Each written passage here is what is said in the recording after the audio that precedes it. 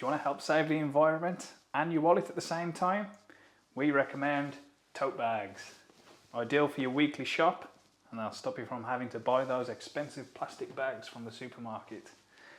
So, what you're going to need to press one of these is a flatbed heat press. You're going to need something quite large, so I've got our 50 by 40 here. Heat gloves for handling the item. A pair of scissors for trimming your design. Heat tape to pop it into place. The design itself, and we highly recommend a lint roller. So first, we trim the design out. So that's all of the edges, making sure that there's no ink on any of the edges that may transfer onto your item. With that done, we then want to lint roller the surface of the tote bag. This removes any debris or fluff that might be on the surface that could prevent the image from transferring properly. And with that done, we're ready to start pressing. Start by setting your heat press to 200 degrees Celsius and 70 seconds.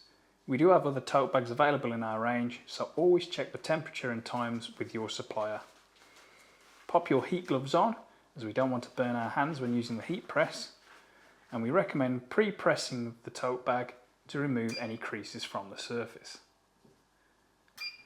With this done, we can then apply our design and tape it down into place. In this example, we're using the Ink Expert's Platinum paper, which is high release and excellent for textiles. We're also going to use an Ink Expert's PTFE pressing protection pillow. This pads out the tote bag and gives an even press.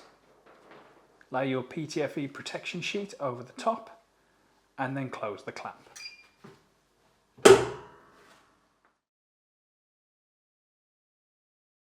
Once the timer has hit 0 and the alarm sounds,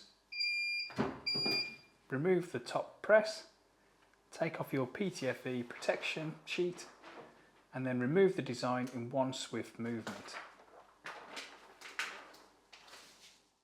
Now here we have our finished tote bag. As you can see, the colours are very vibrant and rich, and they differ entirely to what we see on the printed page. Remember, never judge your printed page as the final thing. The true colours of your image won't come out until it's been heat pressed, as you can see.